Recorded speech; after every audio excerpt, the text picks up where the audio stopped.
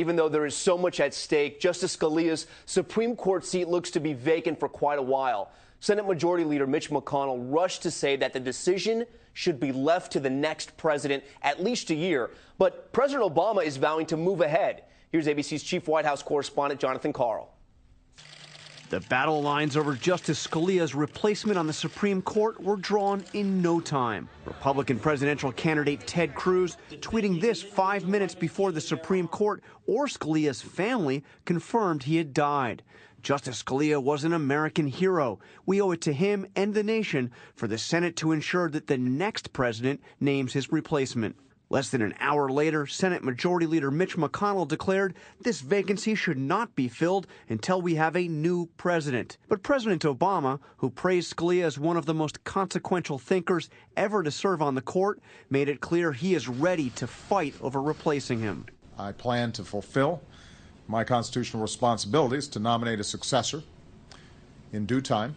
Election year Supreme Court confirmations are extremely rare. The last president to nominate and confirm a justice in an election year was FDR 76 years ago. But even then, his party controlled the Senate.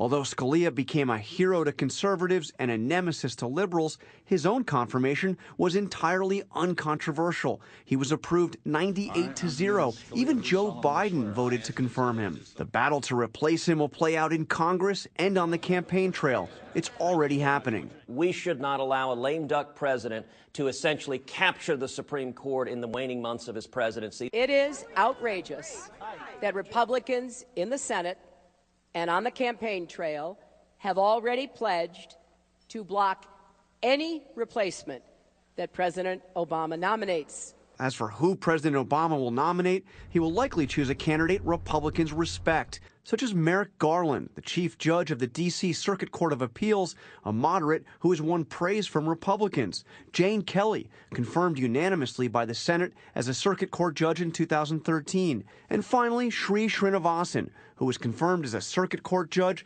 97-0 just 3 years ago and served in the administration of President George W. Bush. He would be the first Asian justice.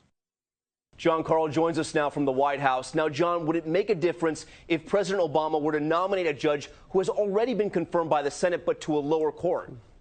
Well, Tom, it would certainly give the White House a talking point, but this is an entirely different situation. The bar for a Supreme Court nomination is much higher, especially this one, with Justice Scalia being a conservative icon and his replacement having the potential to switch the balance of power on this court from the conservatives to the liberals. Jonathan Karl for us tonight. John, thanks so much. ABC's chief legal analyst Dan Abrams is here. And Dan, without Justice Scalia, you now essentially have 8 justices on that bench. What happens in a 4-4 tie on a decision? Well, there would be a tie, and what that would mean is that the lower court decision, whatever they had decided, would stand. But it's not precedent, so it means that that case could end up coming before the Supreme Court again. Now, Dan, Justice Scalia was a legal foe of abortion, and the court was about to hear a case that involved essentially shutting down abortion clinics. What happens now? Well, this could be one of those 4-4 cases, because in this case, if they were to split, and this is a very divisive case, then the lower court opinion would stand.